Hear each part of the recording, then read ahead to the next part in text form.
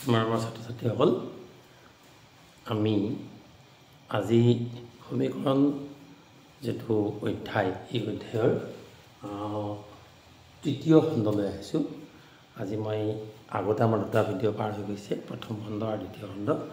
আমি তৃতীয় খণ্ডৰ এতিয়া পাঠ আগবঢ়াম। মই তৃতীয় খণ্ডলৈ দেখিছোঁ।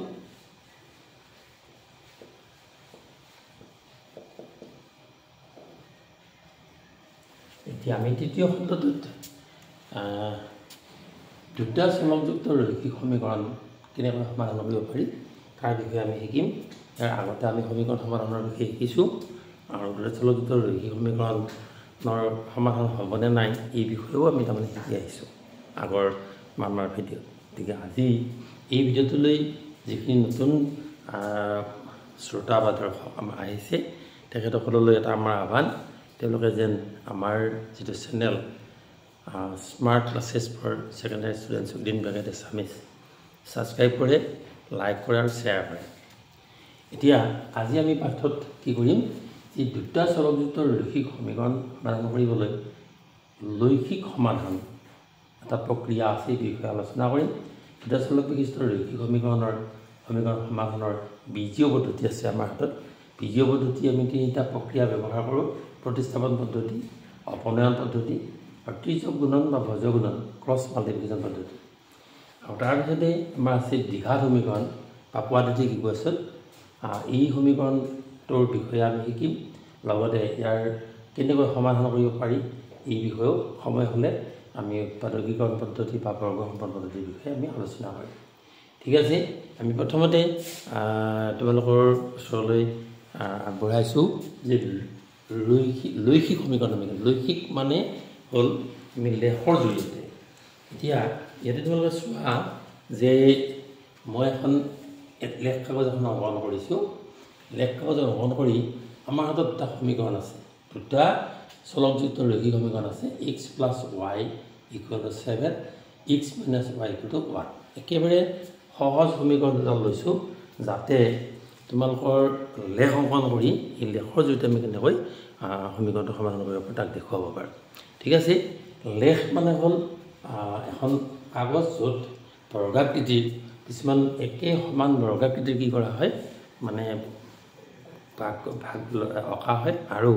সেই কাগজখনৰ আমি দুটা অক্ষ বনাই লওঁ। তোমালোকে চোৱা যে আমি অনুভূতি হ'ল এটা অক্ষ লৈছোঁ। এই অক্ষটো আমি কি বুলি ক'ম, এইটো হ'ল তোমাৰ x অক্ষ, অৰ্থাৎ x o x ডেছ। আৰু উলম্বভাৱেও আমাৰ এটা অক্ষ আছে, উলম্বভাৱে অক্ষটো y o y ডেছ। এই x যে আছে এইফালে আমাৰ যি o বিন্দুৰ পৰা এইফালে কি থাকিব, ধনাত্মক ৰাশিবিলাকৰ মানে থাকিব আৰু ইয়াৰ বিপৰীত ফালে ঋণাত্মক ৰাশিবিলাক থাকিব। এইটো x অক্ষৰ কাৰণে। ঠিক এইদৰে y অক্ষৰ আকৌ ওপৰৰ ফালে কি হ'ব, ধনাত্মক হ'ব, তলৰ ফালে ঋণাত্মক হ'ব। গতিকে আমি লেখ কাগজখনক চাৰিটা মানে চুকত ভাগ কৰি লৈছোঁ বা কোৱাড্ৰেণ্টত ভাগ কৰি লৈছোঁ। এইটো কোৱাড্ৰেণ্ট নম্বৰ 1, চুক নম্বৰ 2, চুক নম্বৰ 3 আৰু চুক নম্বৰ 4। প্ৰথম চুকটোত কি হয়, যিবিলাক বিন্দু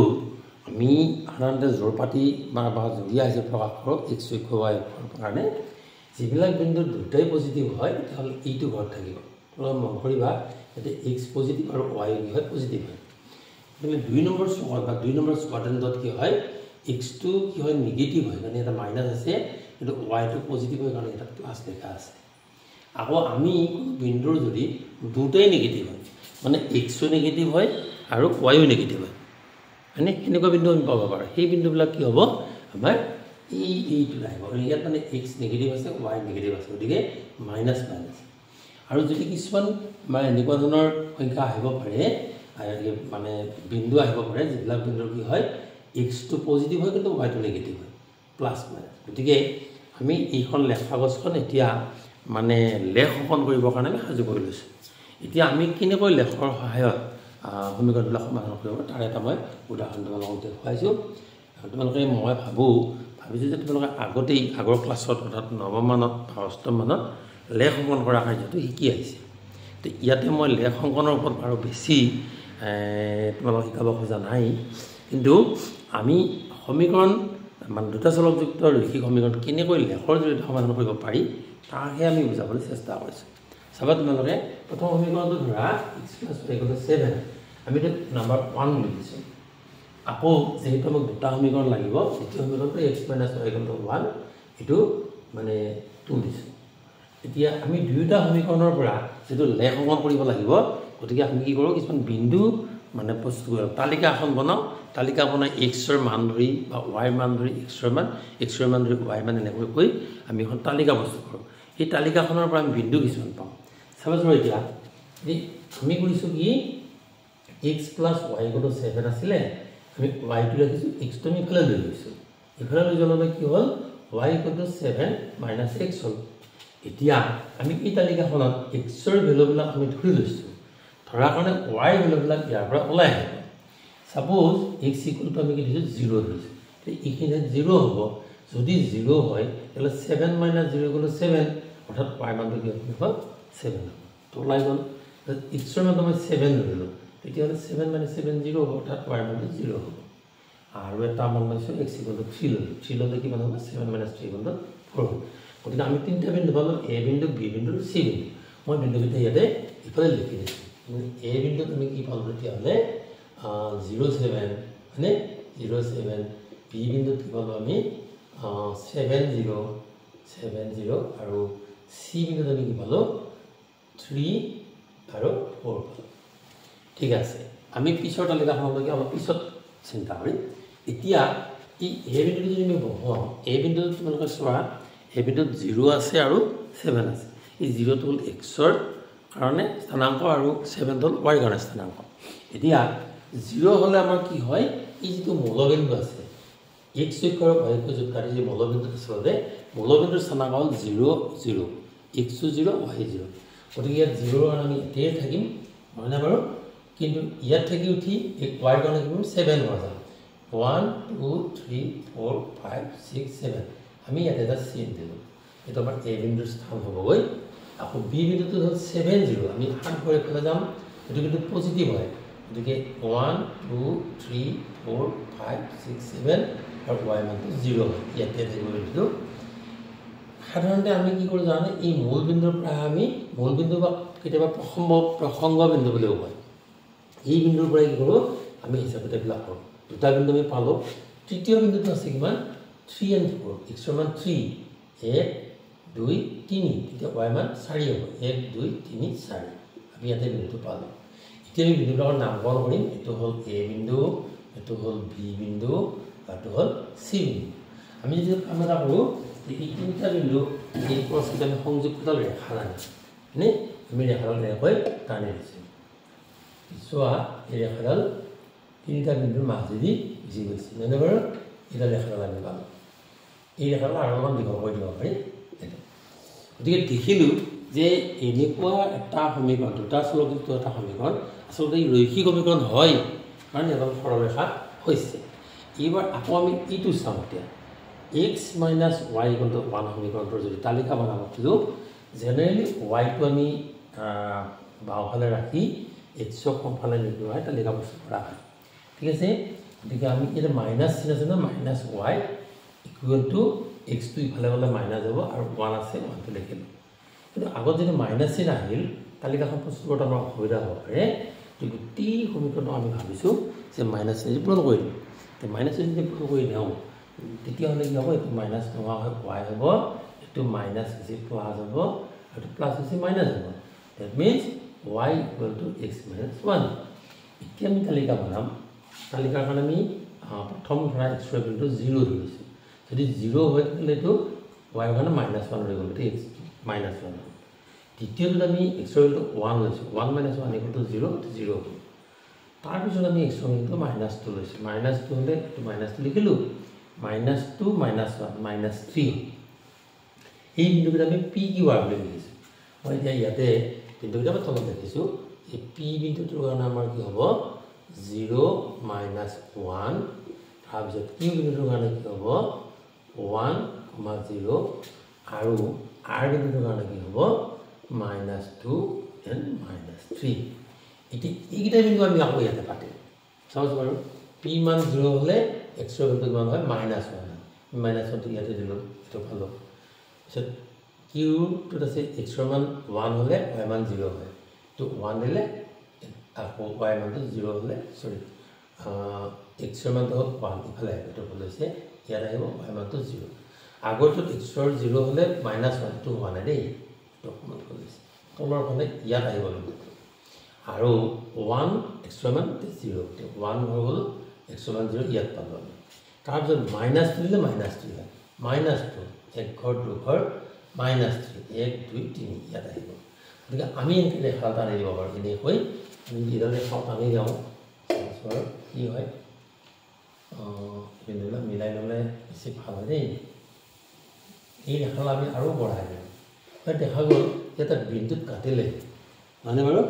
এই দুডাল বিন্দুত কাটি কি বিন্দু কাটিছে মন কৰাছোতো এই বিন্দুটোৰ এক্সৰ ভেলুটো কিমান হয় ইয়াৰ পৰা আমি এক্সৰ ভেলুটো হিচাপ কৰিম 1 2 3 4 আৰু মানে এইটোৰ মান কিমান হ'ব 1 2 3 গতিকে আমি যিটো সমীকৰণতে নহওক কিয় যদি আমি এইটো 3 দিওঁ মানে এক্সৰ ভেলুটো যদি 4 দিওঁ তেতিয়াহ'লে y ভেলুটো কিমান হ'ব 3 হ'ব গতিকে আমি যিটো বিন্দু কাটিলে সাপোজ এই বিন্দুটো আমি এটা নতুন মান দিলো যে এইটো ধৰা z বিন্দু পাম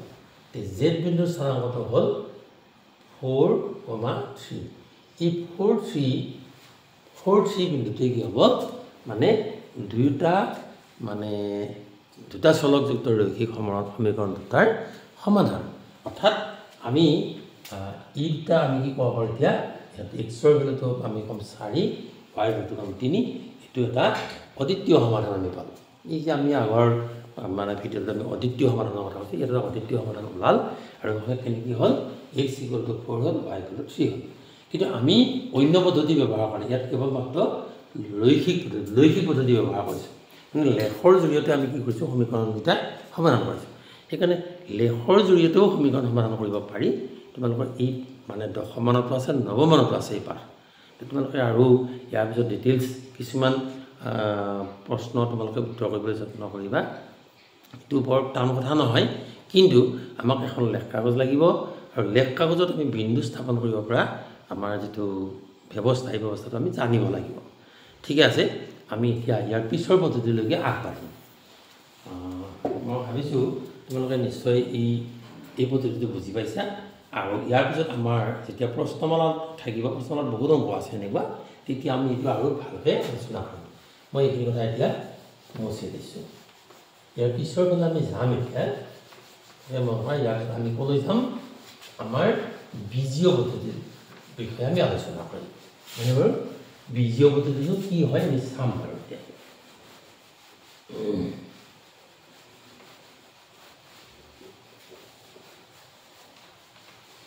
এতিয়া বীজীয় পদ্ধতি বুলি ক'লে মানে আচলতে এলজেব্ৰিক মানে চিষ্টেম মানে বীজগণিতীয় পদ্ধতি বা বীজীয় পদ্ধতি ইয়াত আছে প্ৰতিস্থাপন পদ্ধতি অপনয়ন পদ্ধতি আৰু তৃতীয়কৰণ পদ্ধতি মই প্ৰথমতে প্ৰতিস্থাপন পদ্ধতিৰ জৰিয়তে আমি এটা অংক কৰি চাম তোমালোকৰ প্ৰতিস্থাপন পদ্ধতিটো কি হয় প্ৰতিস্থাপন মানে আচলতে এনেকুৱা হয় এটা সমীকৰণৰ পৰা এক্সৰ বা ৱাইৰ ভেলুটো দ্বিতীয় সমীকৰণত পাতা হয় এটোকে প্ৰতিস্থাপন বুলি কোৱা হয় ঠিক সেইটো নিয়মিত আমি কৰি চাম আমি এটা ল'ব খুজিছোঁ তোমালোকে দশমমান শ্ৰেণীৰ ছাত্ৰ ছাত্ৰীবিলাকে বিশেষকৈ এটা অলপ মনোযোগ দিবা তোমালোকৰ কিতাপৰ 82 পৃষ্ঠা উলিয়াই লৈছোঁ আৰু 82 পৃষ্ঠা তাতে এইটো প্ৰশ্নমালা হ'ল 3.3 তাই প্ৰথম অংশটোকে মই ল'ব খুজিছোঁ আমাৰ অনুশীলনী হ'ল 3.3 এইটো অনুশীলনী আৰু পৃষ্ঠা নম্বৰ হ'ল 82 পেজ 82 আছে কুৱেশ্যন নম্বৰ 1 আমি 1 নম্বৰ অংক কৰিম ঠিক আছে তোমালোকৰ অংকটো এনেকৈ আছে x + y = 14 আৰু এটা আছে x - y =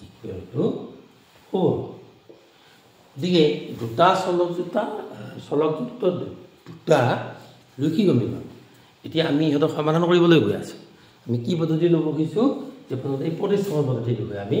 আলোচনা কৰিম প্ৰতিস্থাপন মানে হ'ল ইয়াৰে এই সমীকৰণ দুটাৰ যিকোনো এটাৰ পৰা আমি যেনিবা প্ৰথমতে এক্সৰ মানটো উলিয়াই লওঁ কিন্তু এইটো আপেক্ষিক মান হ'ব মানে প্ৰকৃত মান নহয় এইটো কি হ'ব আপেক্ষিক মান আমি চাওঁচোন বাৰু আমি প্ৰথমতে নম্বৰ দি ল'ম নেকি এইটোক আমি 1 নম্বৰ বুলি দিলোঁ আৰু এইটোক আমি কি কৰিলোঁ 2 নম্বৰ বুলি দিলোঁ এতিয়া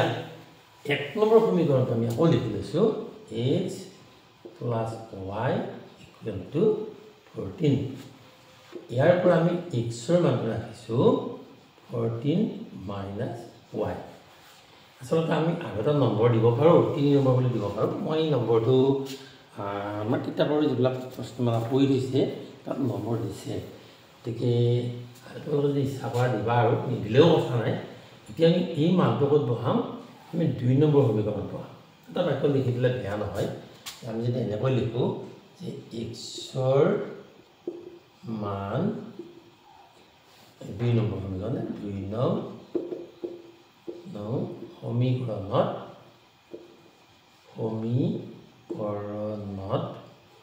বহুৱাই কিয় লিখিব লাগে জানে তাৰমানে আমি যেতিয়া অংকটো সমাধান কৰিবলৈ গৈ আছোঁ তেতিয়া আমাৰ সুন্দৰকৈ যাতে কথাখিনি মনত থাকে আমি যদি আনক সুন্দৰকৈ বুজাই দিব পাৰোঁ তোমালোকে যদি বুজি পোৱা তাৰ কাৰণে ই মাজে মাজে বাক্যবিলাক লিখিলে কি হয় আমাৰ পিছত ক'ব নালাগে এতিয়া ক্লাছটো চলি থকা সময়ত তোমালোকে যেনিবা দেখাই পেলাই যে ছাৰে এনেকৈ কৰিছে বা মই এনেকৈ কৰি দিছোঁ এনেকৈ কৰিব পাৰিম কিন্তু ঘৰত বহি আকৌ যেতিয়া তুমি ৰিপিট কৰিবলৈ বিচাৰিবা তেতিয়া কিন্তু অসুবিধা হ'ব সেইকাৰণে কিছুমান ভাষাৰ বাক্য আমি লিখি দিওঁ যাতে আমাৰ ভুল নহয় এতিয়া এক্সৰ বুলি কওঁতে ইকুৱেল টু এক্সৰ মান ইটো এক্সৰ মান ইয়াত মই নম্বৰো দিব পাৰোঁ যে এইটো যদি 1 নম্বৰ দিওঁ 3 নম্বৰ বুলি দিব পাৰোঁ যে 3 নম্বৰৰ পৰা এক্সৰ মান 1 নং 2 নম্বৰ সমীকৰণত বহুৱাই এনেকৈ লিখিব পাৰোঁ ঠিক আছে মই লিখা নাই বাৰু লোকে তুমি বুজি পাবাই এতিয়া তুমি 2 নম্বৰ সমীকৰণটো প্ৰথমতে পাতি লোৱা কি আছে তোমাৰটো x minus y equal to 4 এইটো 2 নম্বৰ সমীকৰণ তে ইয়াতে আমি xৰ ঠাইত কি বহাম এইখিনি বহাম আমি এতিয়া লিখিম যে 14 minus y আৰু চাবা এইটো বন্ধনীটো ৰাখিছোঁ minus y equal to 4 14 minus y টো ইয়াৰ পৰা আহিছে আকৌ ইয়াত যিটো মাইনাছ y আছে ইয়াতে আছে বাকীখিনি ঠিকে আছে এবাৰ মই বন্ধনীটো উঠাই দিছোঁ 14 minus y equal to 4 এবাৰ কি হ'ব 14 তুমি হিফালে দিব লাগিব হয়নে বাৰু গতিকে মাইনাছ y যোগ কৰিব পৰা নাছেচোন মাইনাছ y ইয়াত এটা 1 আছে এটা 1 আছে যোগ কৰিলে কিমান হ'ব মাইনাছ টুৱাইছ y হ'ব আৰু ইফালে 14 টো গ'লে কি হ'ব মাইনাছ 14 হ'ব হ'বনে নহয় মই অলপ লখিনি মচি দিছোঁ বেছি তলত মই লিখিব খোজা নাই এইখিনি মই মচি দিলোঁ বাৰু এতিয়া আমি কি লিখিম ইয়াৰ পিছত মই ইয়াৰ পিছত ওপৰত লিখিছোঁ দেই মাইনাছ টুৱাইছ y ইকুৱেল আকৌ এটা সমস্যা আহিব মানে 4 minus 14 এই মই কালি আগৰ ভিডিঅ'বিলাক কৈ আছোঁ যে দেখাত যদিও আমি এইটো ডাঙৰ যেন দেখিছোঁ আচলতে মাইনাছ থকাৰ কাৰণে ই এটা সৰু সংখ্যা গতিকে 4 পৰা আমি 14 বিক্ৰী কৰিব পাৰিম নিশ্চয় পাৰিম কিন্তু কেনেকৈ বিক্ৰী কৰিম আমি এটা পদ্ধতি লওঁ জানে প্ৰথমতে আমি এই সংখ্যাবিলাকৰ যিটো দেখাত ডাঙৰ সেইটো বাছি ল'ম আৰু সেইটোত কি চিন আছে সেই চিনটো প্ৰথমতে উত্তৰত দি ল'ম দি লৈ যিটো মাইনাছ আছে মাইনাছ দিব তেতিয়া ডাঙৰটোৰ পৰা সৰুটো বিক্ৰী 14 পৰা 4 বিক্ৰী কৰিলে কিমান হ'ব নিশ্চয়টো 10 গতিকে আমি কি পালোঁ এতিয়া মাইনাছ টুৱাইছ সমীকৰণটো মাইনাছ 10 এতিয়া সমীকৰণটোৰ দুয়োফালে ৰাখিলে তাৰ দুয়োফালে যদি মাইনাছ চিন থাকে আমি সিহঁতক বাদ দিব পাৰোঁ এইকাৰণে বাদ দিব পাৰোঁ যে আমি যদি ভাবোঁ যে ইয়াক আৰু এটা মাইনাছ মানে দুফালে পূৰণ কৰিছোঁ তেতিয়াও মাইনাছ চিন নোহোৱা হৈছে আৰু বহুত সময়ত আমি কি কৰোঁ জানে এইবিলাক কাটিও থৈ দিওঁ গতিকে তোমালোকে যি ইচ্ছা কাটি দেখুৱালে এনেকৈ অলপ বেকাকৈ কাটি দিবা দি উঠি লিখিবা যে টুৱাইছ y equal to 10 ভাল হৈ দিওঁ এতিয়া আমি y মান নিশ্চয় এতিয়া পাবলৈ আমি গৈ আছোঁ মানে বাৰু যে y equal to 10 divided by 2 ৰে কিমান যাব 5 পাই যাব গতিকে আমাৰ এটা অজ্ঞাত ৰাশিৰ মান আহিল সেইটো হ'ল 5 তাৰমানে y ভেলুটো কিমান পালোঁ আমি 5 পালোঁ এতিয়া কিছু সহজ হ'লনে বাৰু কিন্তু y মানটো 5 বুলি কওঁতে এইটো দুটা সমীকৰণতে y মান 5 হ'ব আমি এনেকৈ বুজিব লাগিব তেতিয়াহ'লে আমি এই মানটো আমি 1 নম্বৰ সমীকৰণতো বহাব পাৰোঁ বা 2 নম্বৰ সমীকৰণতো বহাব পাৰোঁ 1 নম্বৰ সমীকৰণটো কি আছিল আমাৰ 1 নম্বৰ সমীকৰণটো কথা পাতি লোৱা কি আছিলে 1 নম্বৰ সমীকৰণটো যে x plus y x plus y equal to what is to 14 is x plus y equal to x plus y equal to 14. That's a 14 equal. Well, itia e y value to me here. However, this one y value to me party dio. We set a by coming the piano sil and then we y man at no সমীকৰণত বহুৱাই এইবুলি দিলোঁ হয়নে এতিয়া এক number কাৰণে বাকি ল'লোঁ এই y মানটো এতিয়া কি কৰিম ইয়াতে বহুৱাম যে y সৰি এইটো x লিখিব লাগিব প্ৰথমতে x প্লাছ y মান কি লিখিম 5 লিখিম ইকুৱেল টু 14 গতিকে আমি আকৌ সৰল সমীকৰণ সমাধান নিয়মলৈ যাওঁ 5 টো সিফালে লৈ যাম মানে বাৰু নিলে কি হ'ব 14 minus 5 আৰু 14 minus 5 ইকুৱেল টু কিমান হ'ব 9 গতিকে আমাৰ x ৰ যিটো মান দুইটা সমীকৰণৰ কাৰণে কি হ'ব x ৰ মানটো কিমান হ'ব 9 পালো আৰু y মানটো কিমান পাইছো 5 পাইছো গতিকে আমি শেষত লিখিম এতেকে x equal to 9, y equal to 5 এইটো হ'ল সমীকৰণ দুটাৰ সমাধান গতিকে চোৱা আমি ইয়াৰ আগত এই আমাৰ ভিডিঅ'টোৰ আৰম্ভণিতে আমি কৰিছিলোঁ লেখৰ সহায়ত সমাধান কৰিছোঁ নহয়নে বাৰু আৰু এতিয়া কি কৰিলোঁ আমি প্ৰতিস্থাপন পদ্ধতিৰে সমাধান কৰিলোঁ তোমালোকে কোৱাছো বাৰু লেখতকৈ এইটো সহজ নে লেখটো বেছি সহজ আছিল কি ভাবা তুমি কোৱাছো বাৰু ঠিকে তুমি ঠিকে কৈছা যে আচলতে প্ৰতিস্থাপন পদ্ধতিটো আমি লেখতকৈ কিছু সহজ পাম কিয় জানানে ইয়াত লেখ কাগজৰ প্ৰয়োজন নাই স্কেলৰ প্ৰয়োজন নাই কাঠ পেন্সিল বেলেগ এক্সট্ৰাকে নালাগে আৰু তালিকা প্ৰস্তুত কৰিব নালাগে অলপ কিছু সময় আমি সমীকৰণটো সমাধান কৰিবলৈ সক্ষম হৈছোঁ এইটো নিয়মে নহয় আৰু আছে নিয়ম অপনয়ন নিয়ম এটা আছে আমি অপনয়ন পদ্ধতিৰেও কি কৰিম আমি কৰি চাম অপনয়ন মানে কি হয় অপনয়ন মানে হ'ল আঁতৰাই পঠোৱা চুৰি কৰা মানে বস্তুটো নাইকিয়া কৰি দিয়া আমি সমীকৰণ দুটা ল'ম মানে দুটা চলবিত ৰৈখিক সমীকৰণ এটা ল'ম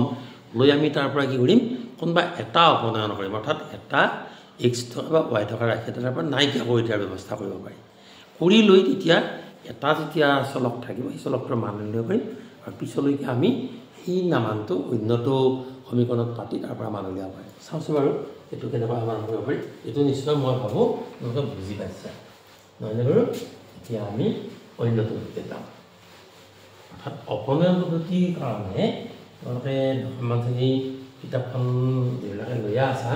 সেইবিলাকে কি হয় পৃষ্ঠা নম্বৰ 86 লোৱা পেজ নম্বৰ হ'ল 86 পেজ 86 এইটো উলিয়াই লোৱা বাৰু মই বাৰু ইয়াতে 86 উলিয়াই লৈছোঁ 83 88 86 পালোঁ 86ৰ এইটো প্ৰশ্নমালা অনুশীলনী হ'ল 3.4 এইটো 3.4 অনুশীলনীৰ প্ৰশ্ন একদম আমি 1 নম্বৰটোকে ল'ব বিচাৰিছোঁ 1 নম্বৰটো লৈ লওঁ 1 নম্বৰ আৰু 1 নম্বৰৰ যিটো 1 নম্বৰ আছে অকলটা প্ৰথমটো আছে x plus y equal to 5 দ্বিতীয়টো সমীকৰণ আছে twice x minus 3y equal to 4 আছে সসৰ এইটো অনুশীলনী 3.4 আৰু কোৱেশ্চন নম্বৰটো কিমান আছে 1 নম্বৰ কৈছে 1 নম্বৰটো x plus 5 x plus y equal to 5 আৰু twice x minus twice y equal to 4 দিয়া আছে ঠিক আছে এতিয়া অপনয়ন মানে অপনয়ন মানে হয় y নহয় x বা আঁতৰ কৰিব লাগিব ইয়াৰ পৰা নহলে বাৰু আমি প্ৰথম কাম হ'ব কি আমি সমীকৰণটো নাম্বাৰ দিম এইটো নাম্বাৰ 1 দিলো এইটো নাম্বাৰ 2 দিলো এখিনি হৈ গ'ল এতিয়া প্ৰথম চাব লাগিব কি যে ইয়াত জেনেৰেলি x টো মিলোৱা হয় তে x ৰ যদি সাংখ্যিক সহগিতা একে আছে আমি চাব লাগিব যদি নাই তেতিয়া হলে আমি ইয়াৰ যিটো সাংখ্যিক সহগ আৰু ইয়াৰ যিটো সাংখ্যিক হওক যদি সৰু হয় তেতিয়াহ'লে এটা আনটোৰে পূৰণ কৰি উলিয়াব পাৰি কিন্তু কেতিয়াবা কেতিয়াবা ডাঙৰ ডাঙৰ সংখ্যা থাকে ডাঙৰ সংখ্যা থাকিলে আমি কি কৰোঁ জানানে তাৰ লসাগু উলিওৱা হয় লসাগু উলিয়াই লসাগুটোক আকৌ সংখ্যাটোৰে হৰণ কৰিলে যিমান বাৰ যাব সেইটোৰে পূৰণ কৰি উলিয়াব পাৰি মানে বেছি ডাঙৰ সংখ্যা থাকিলে আৰু সৰু সৰু সংখ্যাৰ ক্ষেত্ৰত আমি পোনে পোনে পূৰণ কৰি দিব পাৰিম তেতিয়াহ'লে ভাবা আমি নাম্বাৰ 1 সমীকৰণক 1 নং সমীকৰণক কিৰে পূৰণ কৰিম তেতিয়াহ'লে 1 নং সমীকৰণক কিৰে যেহেতু ইয়াত 1 আছে 2 আছে কিন্তু আমি 2ৰে বুলিম 2ৰে আৰু 2 নং সমীকৰণক 2 নং সমীকৰণক ইয়াত কি হ'ব ইয়াত 1 আছে নহয় 1 এৰে বুলি লিখা 1 এৰে পূৰণ কৰি এইটো সদায় একে নাথাকিব মানে ইয়াত সংখ্যাৰ ওপৰত নিৰ্ভৰ কৰিব তোমালোকে এইটো কথা লক্ষ্য কৰিবা ইয়াত যেহেতু 1 আছে আৰু 2 আছে সেইকাৰণে আমি 1 নম্বৰ সমীকৰণটো কি কৰিছোঁ এইটোৰে সংখ্যাৰে 2ৰে পূৰণ কৰিছোঁ আৰু 2 নম্বৰ সমীকৰণ আমি কৰিছোঁ ইয়াৰ 1 এৰে পূৰণ কৰিছোঁ সদায় এইটো একে নহয় কিয় সমীকৰণ মানে বেলেগ হ'লে কি হ'ব সংখ্যাটো বেলেগ হ'ব পাৰে আৰু যদি ডাঙৰ ডাঙৰ সংখ্যা হয় মই কৈছোঁৱেই ডাঙৰ ডাঙৰ সংখ্যা হ'লে কি কৰিব লাগে ইয়াৰ লসাগু উলিয়াই লৈ সেই লসাগুটোক আকৌ এই সংখ্যাটোৰে হৰণ কৰিব লাগিব হৰণ কৰি আমি কিছুমান সৰু সৰু সংখ্যা পাম যাতে আমাৰ এই পিছৰ পূৰণ ফলটো যায় ডাঙৰ সংখ্যা নোলায় ডাঙৰ সংখ্যা ওলালে কি হয় যোগ বিয়োগ কৰাত ভুল হোৱাৰ সম্ভাৱনাটো অলপ বাঢ়ি যায় ঠিক আছে বাৰু আমাৰ এতিয়া কি কৰিম আমি পূৰণ কৰিম 1 নম্বৰ যদি পূৰণ কৰোঁ আমাৰ ছাত্ৰ ছাত্ৰীসকলে এটা ডাঙৰ ভুল কৰে কি জানে 1 নম্বৰক কিৰে পূৰণ কৰি পিছে 2ৰে পূৰণ 2ৰে ইয়াক পূৰণ কৰিলে কি হ'ল টুৱাইছ x আৰু বাকীখিনি পাতি থৈ দিলে হ'ব নি তেনেকৈ যে তাত থকা সমীকৰণটোত থকা যিমানটা মানে বীজগণিতীয় ৰাশি আছে প্ৰতিটো পদকে আমি পূৰণ কৰিব লাগিব আনকি সমান চিহ্নৰ দুয়োফালে পূৰণ কৰিব লাগিব তেতিয়াহে শুদ্ধ হ'ব গতিকে 2ৰে মই x-ক 2ৰে y-কো পূৰণ কৰিম অৰ্থাৎ কিমান হ'ব এইটো টুৱাইছ y হ'ব আকৌ এইটোকো যদি 2ৰে পূৰণ কৰোঁ 5 দুগুণ 10 হ'ব এইবাৰ আমি সমীকৰণৰ নাম্বাৰিং হৈছে অলপ বেলেগে 3 নম্বৰ বুলি লৈছোঁ আগত যেহেতু 1 আৰু 2 নম্বৰ গৈছে 3 নম্বৰ বুলি লৈছোঁ ঠিক সেইদৰে এতিয়া 2 নং সমীকৰণ আমি 1 এৰে পূৰণ কৰিলে কি হ'ব 2 গুণ 2 এইটো টুৱাইছ x হ'ল মাইনাছ 3 গুণ 3 টুৱাইছ y হ'ল আৰু 4 গুণ 4 এইটো 4 এইটো আমি 4 নম্বৰ বুলি ধৰোঁ যেহেতু আমি নাম্বাৰটো আগবাঢ়ি গৈ আছোঁ এতিয়া এই সমীকৰণ দুটাৰ সহায়ত আমি ঠিক তদ্ৰুপ দুটা সমীকৰণ আমি পালোঁ আচলতে এই দুটা সমীকৰণ আৰু বেলেগ সমীকৰণ নহয় মাত্ৰ ইয়াত কি হৈছে কোনোবা এটা সমীকৰণ কিবা এটা সংখ্যা মানে ধ্ৰুৱক ৰাশি কি কৰা আছে পূৰণ কৰা আছে এতিয়া পূৰণ কৰাৰ পৰা আমাৰ লাভ কি হ'ল চাবাছোঁ বাৰু আমি যদি এই সমীকৰণটা বিয়োগ কৰি লওঁ তাৰ কাৰণটো আমি এটা বিয়োগ কৰিব গৈছোঁ এনেকৈ মাইনাছ চিনটো দিলোঁ কেতিয়াবা এইটো 3 - 4 বুলিও লিখা যায় বিয়োগ চিন দিলেও হয় তোমালোকে যিকোনো এটা দিলে হ'ল বাৰু কিতাপকো ফ'ল' কৰিবা কিতাপত কি লিখা আছে বহুত সময়ত এইটো মানে 3 - 4 এনেকৈ লিখা এনেকৈ দিলেও ভুল নহয় বিয়োগ কৰাৰ সময়ত কি হয় জানানে যেতিয়া এটা ৰাশিৰ পৰা বীজগণিতীয় ৰাশি এটা ৰাশি বিয়োগ কৰা হয় বা এটা পৰা এটা বিয়োগ কৰা হয় বিয়োগ কৰাৰ সময়ত সদায় তলৰ ৰাশিবিলাকৰ চিনবিলাকক তুমি মনতে পৰিৱৰ্তন হোৱা বুলি ধৰিব লাগিব মানে যদি যোগ থাকে তো বিয়োগ বুলি ধৰিব লাগিব আৰু বিয়োগ থাকিলে কি হয় যোগ বুলি ধৰিব লাগিব এতিয়া ভাবাচোন এইটোতো যোগ আছে এইটো আগতে যোগ আছিল এতিয়া ইয়াত একো চিন নাই যে বিয়োগ হ'ব যদি বিয়োগ হয় তেতিয়া +2 - 2 দুটাৰ বিয়োগফলটো কি হ'ব 0 হ'ব বা এনেকৈ আমি কাটি থৈ দিলোঁ হৈ গ'ল এইবাৰ ইটো চিন তেতিয়াহ'লে কি হ'ব মাইনাছ অৰ্থাৎ প্লাছ বুলি ভাবাচোন মনতে এইটো প্লাছ হ'লে টুৱাইছ y থ্ৰাইছ y যোগ কৰা 3 × 5 5y হ'ব এইটো হয়নে এইটো 5 আকৌ এইটো কি হ'ব মাইনাছ হ'ব কিয় মাইনাছ হ'ব তলৰ ৰাখিলে মাইনাছ হ'ব এতিয়া 10ৰ পৰা 4 গ'লে কিমান হ'ব 6 যদি হয় তেতিয়াহ'লে এবাৰ আমি অকল y-টোহে ৰাখিলে কি হ'ব 6 এটা তলত আহিব 5 গতিকে y আমি এটা মান পাম মন কৰাচোন আমি ইয়াক 2ৰে পূৰণ কৰোঁতে এনেকুৱা হৈছিল তাৰপিছত ইয়াক 1ৰে পূৰণ কৰোঁতে এনেকুৱা হৈছিল এতিয়া বিয়োগ কৰোঁতে কি হ'ল যে ইয়াতে থাকিল তোমাৰ এইটো প্লাছ হোৱাৰ কাৰণে এইটো 5y হ'ল এইটো মাইনাছ হোৱাৰ কাৰণে 6 হ'ল গতিকে আমি 6 / 5 y এটা ভেলু পালোঁ 6 / 5 এতিয়া আমাৰ কাম হ'ব কি যেহেতু y মানটো পালোই y মানটো দুটা সমীকৰণতে প্ৰযোজ্য হ'ব এবাৰ আমি x ৰ মানটো উলিয়াবৰ কাৰণে এই মানটো আমি ক'ত বহাম আমি যেটো সমীকৰণ অলপ বেছি সহজ লাগে সেইটো সমীকৰণতে বহাব লাগে এই তোমালোকে এটা কাম কৰিব পাৰা এটা বাক্য লিখা যে y মানটো 1 নম্বৰ সমীকৰণত বহাই দিওঁ 1 নম্বৰ সমীকৰণটো সৰু গে আছে 2 নম্বৰটো ডাঙৰ আছে গতিকে আমি 2 নম্বৰটো এপ্লাই কৰিছো আমি লিখি দিছো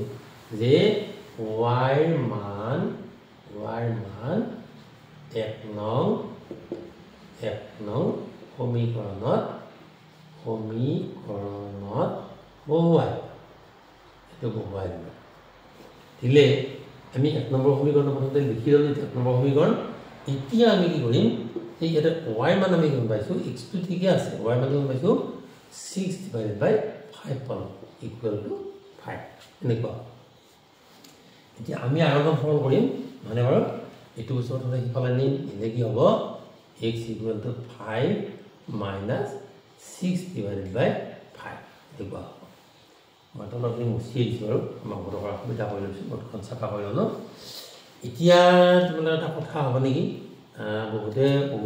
কবা এটো স্যাৰ ক'ত বিয়োগ হ'ব আৰু প্ৰথম সংখ্যাটো উঠে হ'ল 5 আছে প্ৰথম সংখ্যাটো মানে বাৰু অকল 5 আছে আৰু পিছৰ সংখ্যাটো কিমান আছে 6/5 আছে এটো 6 টো আছে 5 আছে এটো বহুত ডাঙৰ সংখ্যা নেকি হয় নহয় আচ্ছা যে ন আমাৰ বীজগণিতত বিয়োগ কৰিব নোৱাৰি বুলি কোনো কথাই নাই সব বিয়োগ কৰিব পাৰি হয় নহয় আমি পদ্ধতিগতভাৱে গলে হ'ল আৰু তোমালোকে ভাবাৰ নিচিনা নহয় বাৰু এটো সংখ্যা কিন্তু বহুত ডাঙৰ সংখ্যা আৰু ইয়াত তোমাৰ 5 ৰে যদি নিশ্চয় ভাল কৰি এবাৰ যাব 1 আৰু সামথিং গতিকে নিশ্চয় এই সংখ্যাটো ইয়াতকৈ সৰু আমি বিয়োগ কৰিব পাৰিম কেনেকৈ বিয়োগ কৰিম এতিয়া ইয়াতে আমাৰ ছাত্ৰ-ছাত্ৰীবিলাকে বহুত ভুল কৰা এই যে গোটা সংখ্যা আছে যিকোনো এটা গোটা সংখ্যা আমি ধৰিলো এটা গোটা সংখ্যা 2 এ লিখিলো 2 ৰ 1 আছে মানে হৰ হিচাপে আমি যেতিয়া পৰিমেয়কৰণ কৰো সংখ্যাবিলাকক মানে স্বাভাৱিক সংখ্যাবিলাকক বা অখণ্ড সংখ্যাবিলাক যেতিয়া পৰিমেয় সংখ্যালৈ ৰূপান্তৰ কৰো তেতিয়া p/q আৰ্হিত প্ৰকাশ কৰিবলগীয়া হয় পাইছা নে তোমালোকে পৰিমেয় সংখ্যাৰ সূত্ৰটো কি আছে যিবিলাক সংখ্যাক p/q where q not equal to 0 ৰে প্ৰকাশ কৰিব পাৰি তাকে পৰিমেয় সংখ্যা বোলা হয় এই পৰিমেয়কৰণ নকৰাকৈ আমি যোগবিয়োগ কৰিব নোৱাৰিম কিয় নোৱাৰিম জানে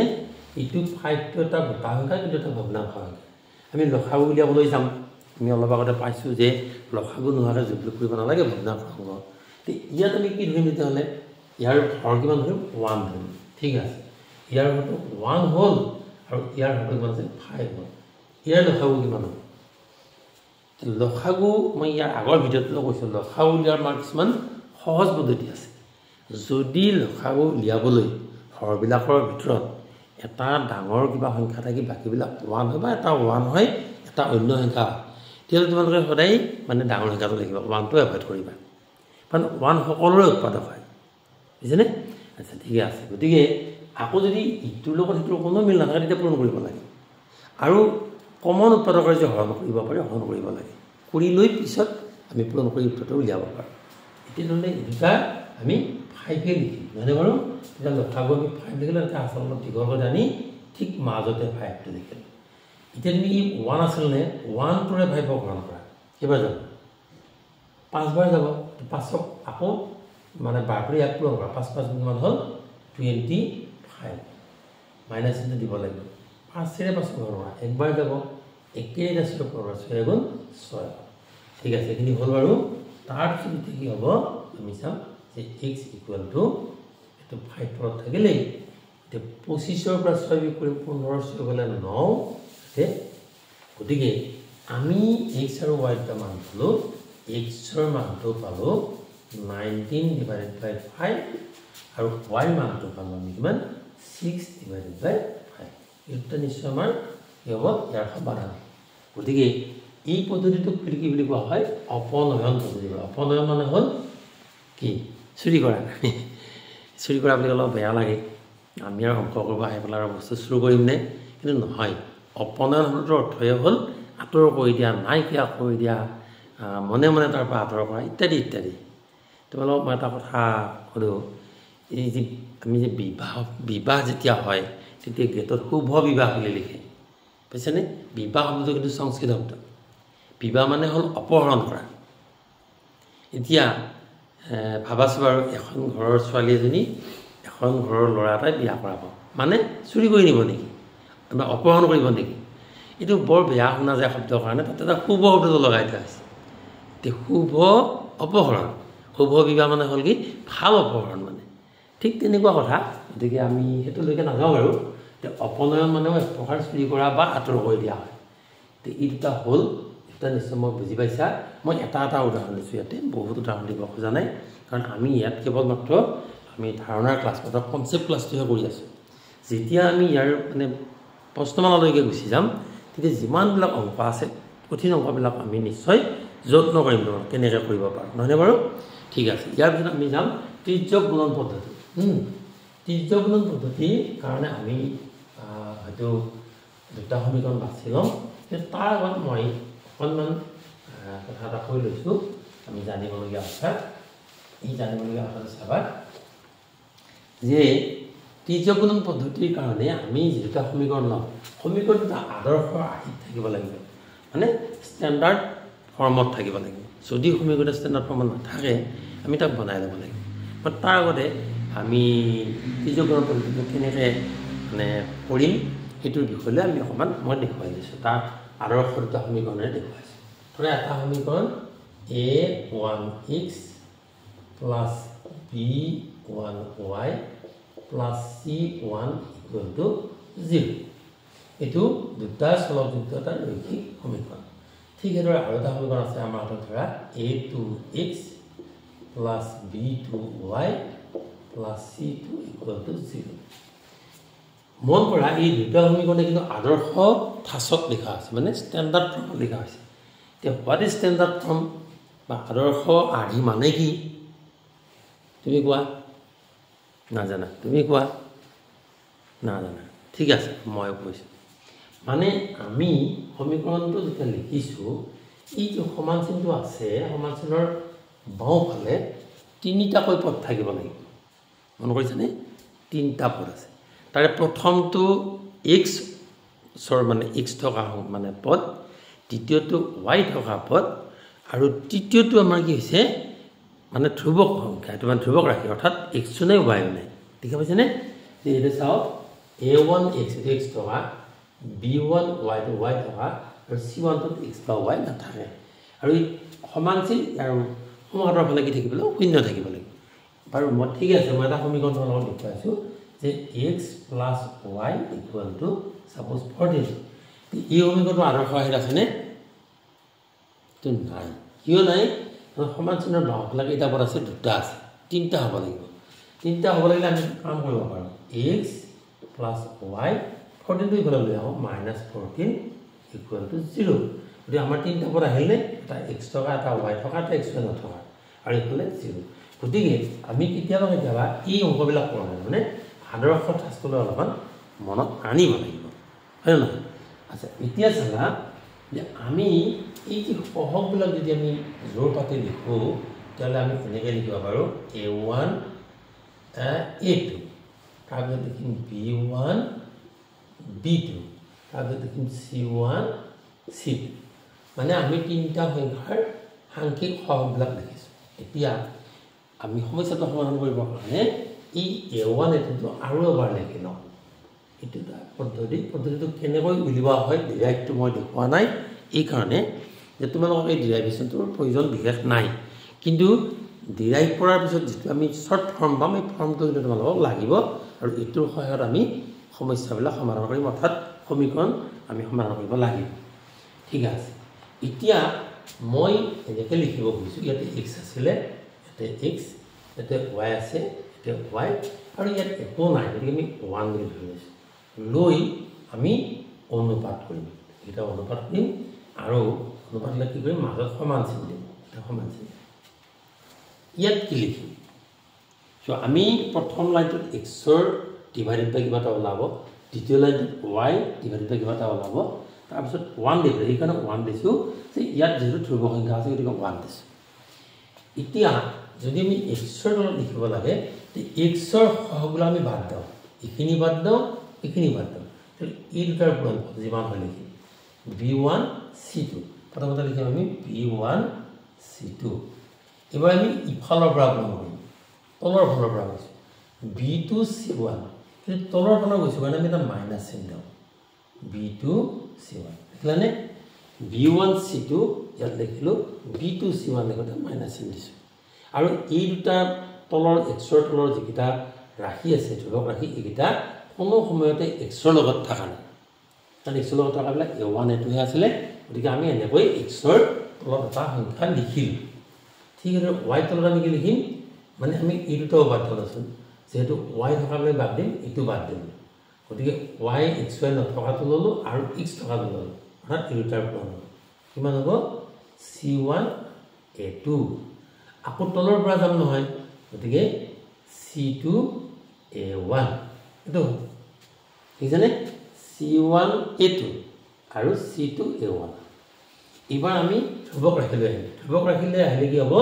ধ্ৰুৱক ৰাশিখিনি বাদ দিয়া অৰ্থাৎ C1 C2 বাদ দিয়া তেতিয়াহ'লে আমি ল'ম x আৰু y ল'ম অৰ্থাৎ এইটো পূৰণ কৰিম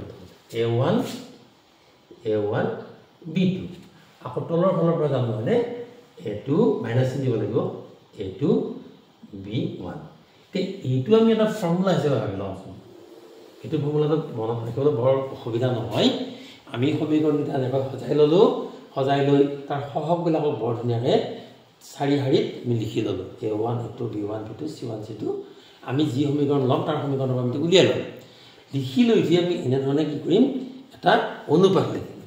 x ডিভাইডেড বাই মানে এটা অনুপাত y ডিভাইডেড বাই আৰু 1 ডিভাইডেড এই তিনিটা অনুপাত পৰস্পৰ সমান হয় এতিয়া আমি প্ৰতি সময়তে যদি আমি এই অনুপাতটো ইয়াৰ লগত তুলনা কৰোঁ তেতিয়াহ'লে আমি এটা এক্সৰ ভেলু এটা পাম ঠিক সেইদৰে y ভেলু এটা পাম গতিকে এইটো পদ্ধতিৰে কি কৰিব পাৰি এই যে তিৰ্যক গুণন বা বজ্ৰ গুণন পদ্ধতি এইটো কৰিব পাৰি মই পৃষ্ঠা নম্বৰ 93 ক্লাছ 10ৰ কিতাপখনৰ 93টো উলিয়াই লৈছোঁ আৰু তাতে আমি তিৰ্যক গুণন পদ্ধতিৰে কৰা পাম চাগে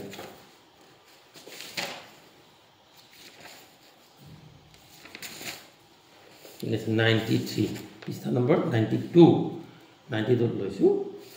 93 লৈছোঁ 3 নম্বৰ বজ্ৰগুণন প্ৰতিস্থাপনৰ বজ্ৰগুণন পদ্ধতি তলৰ ৰৈখিক সমীকৰণবিলাক সমাধান কৰা আমি যিহেতু প্ৰতিস্থাপন কৰিলোৱেই গতিকে বজ্ৰগুণনা কৰি চাম মানে বাৰু মই এইখিনি মুচি দিছোঁ এতিয়া আমি এইটো এটা উদাহৰণ লৈ আমি এই পদ্ধতিটোৰে সমীকৰণটো সমাধান কৰিবলৈ চেষ্টা কৰিম ঠিক আছে ইয়াৰ পৃষ্ঠা নম্বৰ আছে 93 এইটো আৰু কুৱেশ্যন নম্বৰ 3 আৰু প্ৰশ্ন হ'ল 1 নম্বৰ প্ৰশ্নটো আমি কৰিম মানে বাৰু চা ইয়াৰ এইটো ধৰক অনুশীলনী আছে 3.5 মই এক্সাৰচাইজ 3.5 লিখি দিছোঁ পেজ নম্বৰ 93 পেজ 93 যিবিলাকে ভিডিঅ'টো চাই আছা এইটো বস্তু কিতাপখন উলিয়াই ল'বা নিশ্চয় কুৱেশ্যন নম্বৰ 3 আৰু 1 পইণ্ট কৰিব বিচাৰিছোঁ আমাৰ হাতত আছে 8x plus 5y 8x plus 5y equal to 9 প্ৰথম সমীকৰণটো দ্বিতীয় সমীকৰণটো আছে 3x plus twice y equal to 4 আছে এইটো সমীকৰণ দুটা চলযুক্ত এটা ৰৈখিক সমীকৰণ দুটা ৰৈখিক সমীকৰণ এতিয়া আমি ইহঁতক সমাধান কৰিম কেনেকৈ সমাধান কৰিম কি নিয়মেদি কৰিম যে তিৰ্যক গুণন পদ্ধতিৰে আমি সমাধান কৰিম ইতিমধ্যে আমি তিৰ্যক গুণনটো শিকিলোঁ হয় নহয় এতিয়া চাবা এতিয়া আমাৰ প্ৰথমতে কৈছিলোঁ যে তিৰ্যক গুণন পদ্ধতিৰে আমি সমস্যাটো সমাধান কৰিবলৈ হ'লে আমাৰ সমীকৰণকেইটা কি হ'ব লাগিব আদৰ্শ আৰ্হিত থাকিব লাগিব এতিয়া মন কৰা চোৱা এইকেইটা আদৰ্শ আৰ্হিত আছেনে আছে জানো মই কৈছিলোঁ নে যে সমান চিনৰ বাওঁফালে কেইটা পদ থাকিব লাগিব 3টা থাকিব লাগিব এটা x থকা এটা y থকা এটা x y নথকা আৰু সমান চিনৰ সংখ্যাটা কি থাকিব 0 থাকিব লাগিব এতিয়া আমাৰ হাতত যিহেতু তেনেকুৱা সমীকৰণ নাই গতিকে আমি কি নিয়মেৰে সমাধান কৰিব পাৰিম নে নাই কিন্তু আমি এটা কথা জানো যে যদি আদৰ্শ আৰ্হিত থকাও নাই তেতিয়াহ'লে আদৰ্শ আৰ্হিত কি কৰিব পাৰি তাক সজাই ল'ব পাৰি আমি সজাই ল'বলৈ চেষ্টা কৰোঁ এই সমীকৰণটো মই নাম্বাৰিং কৰা নাই এতিয়া নাম্বাৰিং কৰিম যে আমি আকৌ এবাৰ লিখিব গৈছোঁ 8x plus 5y এতিয়া 9 যদি মই ইফাললৈ আহোঁ কি হ'ব -9 ইকুৱেল টু 0 এইটো আদৰ্শত আহিলে গ'লনে x থকা y থকা x y নথকা 0 পালো এতিয়া তুমি নাম্বাৰিং কৰা এইটো তুমি কি দিয়া নাম্বাৰ 1 ঠিক এই ধৰণে আৰু দ্বিতীয়টো আমি সজাই ল'মনে thrice x plus twice y এটো 4 টু গলাইলে -4 হ'ব ইকুৱেল টু 0 এইটো আমি দিম নাম্বাৰ 2 বুলি হৈ গ'ল তো আদৰ্শ আহিল এতিয়া আমি কৈ আছো যে ত্ৰিজ্য গুণন পদ্ধতি কি কৰিম সমাধান কৰিম আমাৰ নিয়ম কি আছিল আমি প্ৰথমতে ই সহগ বিলাক লওঁ কেনেকৈ চাৰিটা শাৰীত সজাই লওঁ 8 3 2 sorry 2 নহয় 5 itu ওপৰতো 5 আছে ওপৰতো 5 আছে তলতো 2 আছে ಇದು 9 ಇದು সব মাইনাস চিন আছে মাইনাস চিনটো থাকিলে কিন্তু আনিব লাগিব -4 সোয়া 8 80 পাতিছো 25 পাতিছো -9 -4 কিন্তু আমি এই সংখ্যাটা আকোবা পাতাৰ নিয়ম গতিকে আমি আকৌ কি কৰিছো 8 আৰু 3 লিখি লৈছো এতিয়া আমি তিনটা অনুপাত উলিয়াম প্ৰথমতে উলিয়াম যে x ডিভাইডেড বাই কি হৈছে x ডিভাইডেড বাই x তো আমি বাদ দিছো y থকা আৰু x y নথকা অৰ্থাৎ 5 ৰ লগত এটো পূৰণ হ'ব তোমালোকে বাৰু কোনবা জনা কোৱাচোন 5 আৰু -4 গুণ কৰিলে কি হ'ব কিমান তুমি কোৱা কিমান 20 অলপ ভালকৈ ভাবিছাচোন 20 নে কি হয় এটা মাইনাস আছে নাই কিমান হ'ব -20 এটা -20 লিখিলে -20 এতিয়া আমি ইফালৰ পৰা যাম নহলে ইফালৰ পৰা যাম কাৰণ আমি মাইনাস এটা দি লম এটো এটা কিটি আছে মানে প্ৰথমতে মাইনাস এটো দি লবা যদি পূৰণ ফলৰ পৰা মাইনাস চিন আহে তেলে এই মাইনাসটো প্লাস হৈ যাব এইখিনি কথা মনত ৰাখিলে হ'ল এবাৰ আমি পূৰণ কৰিম 2 আৰু -9 কিমান হ'ব 9 18 হয় মাইনাস আছে নাই -18 -18 এটো কি হ'ব প্লাস হৈ যাব এটো প্লাস 18 আমাৰ এটো অনুপাত লিখা হ'ল দ্বিতীয় অনুপাতটো আমাৰ নিয়মতে y ডিভাইডেড বাই আছে এতিয়া হল আমি y থকাবিলাক বাদ দিম অৰ্থাৎ y থকা মানে ই লাইনটো বাদ দিম ইহত হ'ব অৰ্থাৎ এটো পূৰণ হ'ব এটোকে পূৰণ কৰা এতিয়া -9 ইনটু 3 অধিকন 27 মাইনাস চিনটো আহিব -27 হ'ব -27 এটা মাইনাস চিনটো দি লোৱা এতিয়া তুমি ইফালৰ পৰা পূৰণ কৰিব -4 আৰু 8 আছে কিমান 8 আৰু 4 পূৰণ কৰিলে কিমান হয় 8 4 গুণ 32 হয় গতিকে -32 হ'ব কিন্তু এটো চিন কি আছে মাইনাস প্লাস প্লাস 32 এবাৰ লিখা 1 ডিভাইডেড বাই 1 ডিভাইডেড কৰলে ই টা পূৰণ হবে ইয়াত মাইনাস কিন্তু নাই 8 গুণ 16 আকৌ তলৰ পৰা আহিছে নহয় এটা মাইনাস চিন হ'ব 5 3 গুণ কিমান হ'ল 15 হ'ল গতিকে আমি তিনটা অনুপাত পালোনে x ডিভাইডেড বাই -20 প্লাস 18 y ডিভাইডেড বাই -27 প্লাস 32 1 ডিভাইডেড বাই 16 minus 15 আমি আৰু এক লাইন পাতে অলপ সৰল কৰি লওঁ অলপ সৰল মানে কি এই যোগবিয়োগখিনি কৰি লওঁ কিমান হ'ব এটো সো আইৰ ডাঙৰ সংখ্যাটো মাইনাস আছে 20 পৰা যদি আমি মাইনাসটো দিবই লাগিব আগত মাইনাসটো দি ললো 20 পৰা 18 গলে কিমান হ'ব 2 হ'ব ইয়াতে আকৌ কিমান এটো ডাঙৰ এটো প্লাস আছে গতিকে মাইনাস নাহে 25 পৰা 27 12 গলে 5 5 আহিব নে আৰু এটো কি আহিব 1 আৰু 16 minus 15 1 ঠিক আছে এতিয়া আমি সমাধান কৰিম কেনেকৈ সমাধান কৰিম চাবা মই লাইনটো মুছি দিছো দেই এতিয়ালৈকে চাবা এতিয়া ইটো ৰাখি ইয়াৰ লগত তুলনা কৰিম তলতে লিখা x divided by -2 equal to 1 divided by 1 লিখিব পাৰা 1 ও লিখিব পাৰা 1 এ লিখিলো মই চিনি মানে আৰু একবাৰ কি লিখিম বা লিখো বা ঠিক নহয় ইয়াত কম আনিলে হ'ব যেটো এইটো নতুন এটা ৰাখি তে y divided by 5 equal to 1 মানে এটোৰ পৰা আমি x ৰ ভ্যালু পাম এটোৰ পৰা আমি কি পাম y পাম এতিয়া আমি কি কৰিব লাগে নিয়ম মতে হৰণ থাকিলে পূৰণ কৰিব লাগে এইটো লগত পূৰণ কৰিলো -2 into 1 -2 আৰু ইফালে কি হ'ব y equal to 5 into 1 so to y নি তো y কিমান হ'ব 5 গতি আমাৰ আনসাৰটো আহিলে দিয়া দেখিলানে যে x ৰ মানটো কিমান পালো -2 y মানটো কিমান পালো 5 পালো গতিকে এইটো নিয়মেদিও সমীকৰণ সুন্দৰভাৱে সমাধান কৰিব পাৰি আৰু তোমালোকে এনেকুৱা নিয়ম মোৰ বহুত অংক আছে আমাৰ কিতাপখনত মই এটা অংকহে কৰি দিছোঁ ইয়াত কিছুমান অলপ কঠিন অংক আছে আমি যেতিয়া আকৌ ত্ৰিজ্য গুণন পদ্ধতিৰ মানে এই প্ৰশ্নমালাটোৰ বিষয়ে আলোচনা কৰিম নহয় তেতিয়া মই ভাবোঁ যে তেতিয়া আমি সমস্যাবিলাকৰ ওপৰত বেছি বিশদভাৱে আলোচনা কৰিম আজি কেৱল আমি নিয়মখিনি শিকি গৈ আছোঁ গতিকে আমি এতিয়ালৈকে কি কি শিকিলোঁ বাৰু চোৱাচোন যে লৈখিক সমাধানটো শিকিলোঁ নে এইটো বৰ ডাঙৰ কথা মানে গ্ৰাফিকেলি ইংৰাজীত গ্ৰাফ বুলি কোৱা হয় গ্ৰাফিকেলিও আমি কি কৰিব পাৰোঁ যে সমীকৰণৰ সমাধান কৰিবৰ আমাৰ হাতত উপায় আছে নহয়নে বাৰু এইটো 1 নম্বৰতে গ'ল তাৰপিছত আমি বীজীয় পদ্ধতি অৰ্থাৎ বীজগণিতীয় পদ্ধতি এই 3টা নিয়মৰ বিষয়ে শিকিলোঁ এতিয়া আমি আৰু এটা অলপ সময় আছে বাৰু আমাৰ গতিকে আমি আৰু এটা কথা শিকিম দ্বিঘাত সমীকৰণৰ বিষয়ে অলপ শিকিম মই এটা দ্বিঘাত সমীকৰণ এতিয়া লিখিম দেই তেওঁলোকৰ লগত আমি দ্বিঘাত সমীকৰণটো আলোচনা কৰিম তোমালোকে ইতিমধ্যে এতিয়ালৈকে যিমান পাইছে তোৰ ৰৈখিক সমীকৰণ পাইছে মানে একঘাত সমীকৰণক আমি কি কওঁ ৰৈখিক সমীকৰণ বুলি কওঁ যেতিয়া তাৰ ঘাতটো 2 হয় তেতিয়াহ'লে তাক কি বুলি কোৱা হয় দ্বিঘাত সমীকৰণ বুলি কোৱা হয় মই এটা সমীকৰণ লিখিছোঁ এই দ্বিঘাত সমীকৰণটো আমি আগতে বুজি লওঁ ax square plus bx plus c equal to 0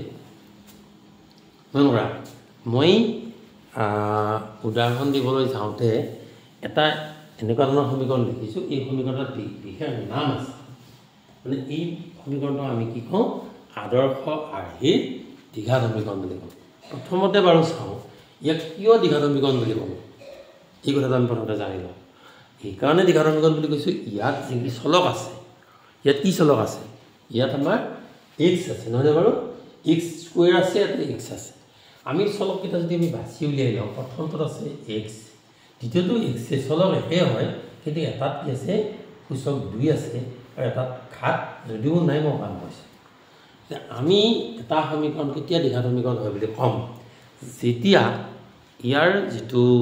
মানে চলক থাকিব চলকৰ সৰ্বোচ্চ ঘাতটো কিমান হ'ব লাগিব 2 হ'ব লাগিব মানে সমীকৰণটোত এটা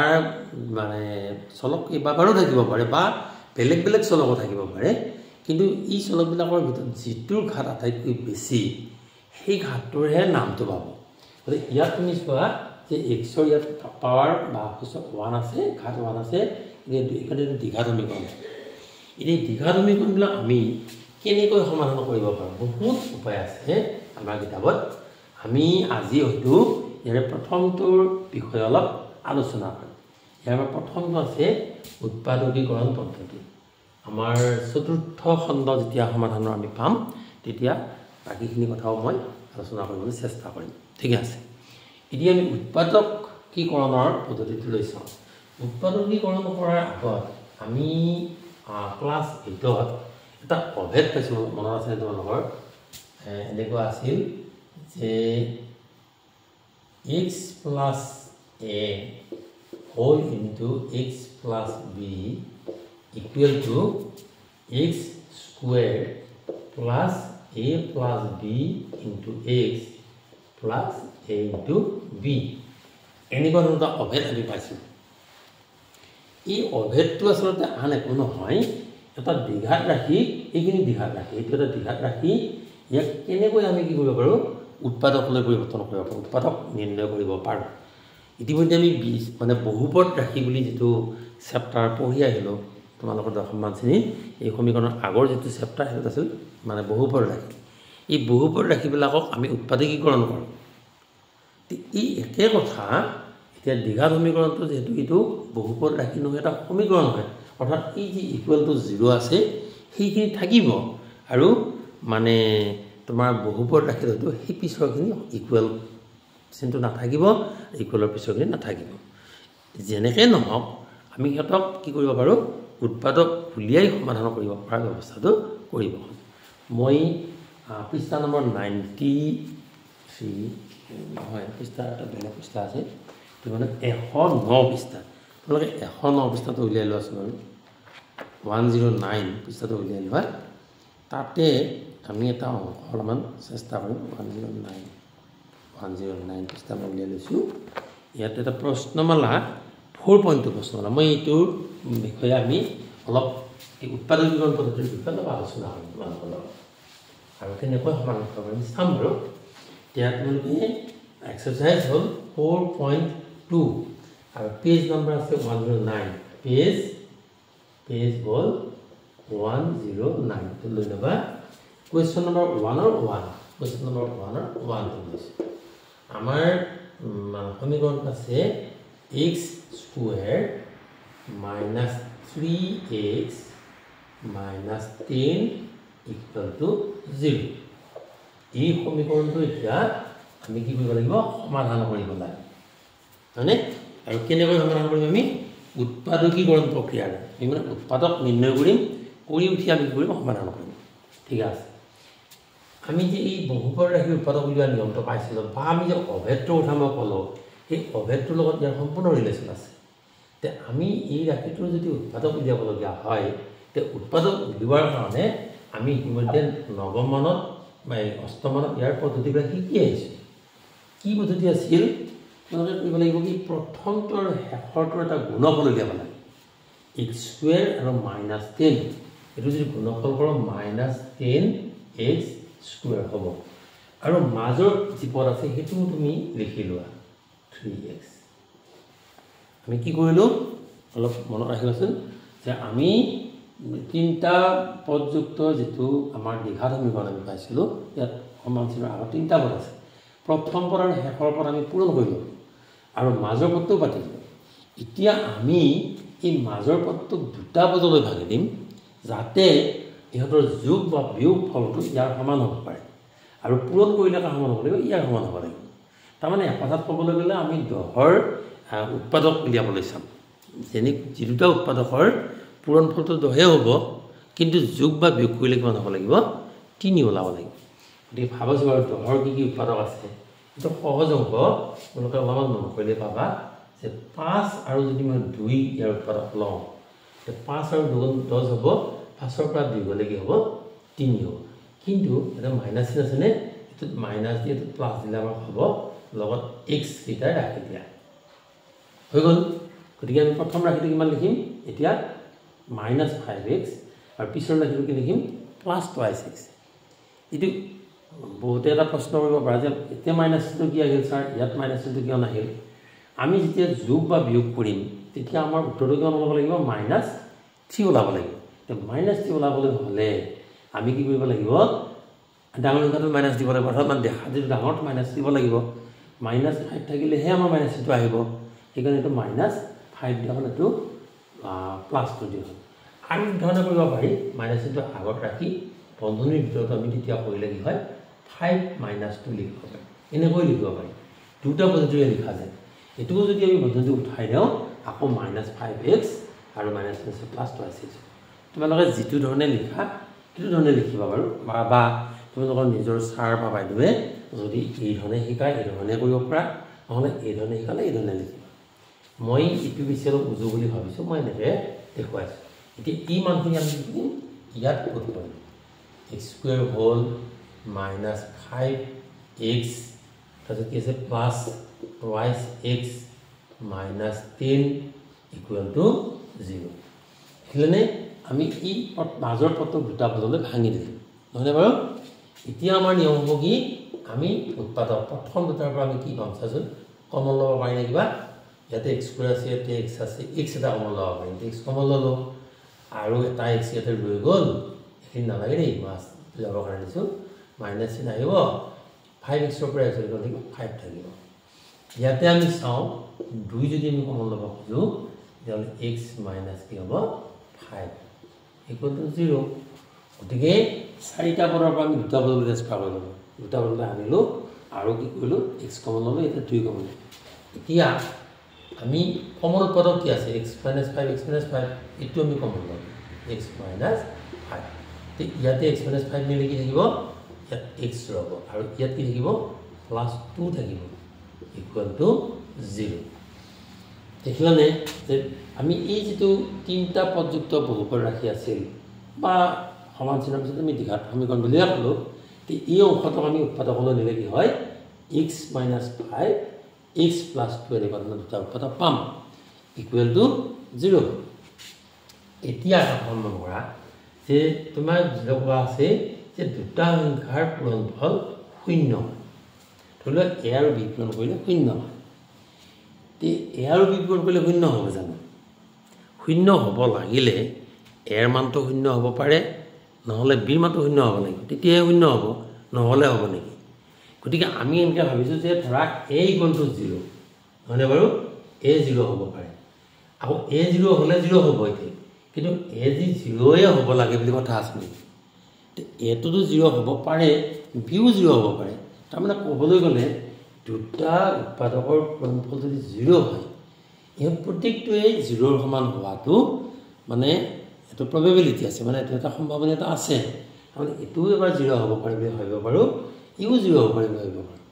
মানে ইহঁতৰ 0 হ'লেহে গুণফলটো কি হ'ব 0 হ'ব যেনেকৈ a আৰু b পূৰণ কৰিবলৈ হ'লে এও 0 হ'ব লাগিব হ'ব পাৰে আৰু বিও 0 হ'ব পাৰে তেতিয়া আমি 0 পাম নহ'লে ইয়াৰ পৰা এটা 0 হ'ব আকৌ যদি এটো 0 তো বিয়ে বেয়া পাব এটোকে 0 দিলা মোক 0 নিদিলা আকৌ বিক 0 দিলে এ বেয়া পাব এই তোমালোকৰ চকলেট ভগাওঁতে এনেকুৱা হয় যে মই 3টা চকলেট আনিছোঁ তোমালোকে আছে 5 জন মই 3 জনে খোৱা বুলি দুজনে বেয়া পাবা মোক ঠিক আছে এটো বাৰু নহয় দেই অলপ বেলেগ কথা এতিয়া আমি কি কৰিম যে x - 5 = 0 বুলি ধৰি ললো আকৌ নতুবা বা বুলি লিখিলো বা x + 2 = 0 বুলি লিখিলো নহয়নে বাৰু আমাৰ যেটো দুটা উৎপাদকৰ 0 হ'ব পাৰে গতিকে এটো এবাৰ 0 ধৰিলো এটো এবাৰ 0 ধৰিলো এটো 0 ধৰিলে কি হয় জানানে চা x = এটো -5 ফালে গ'লে কি হ'ব +5 হ'ল আকৌ ইয়াতে কি হ'ব x =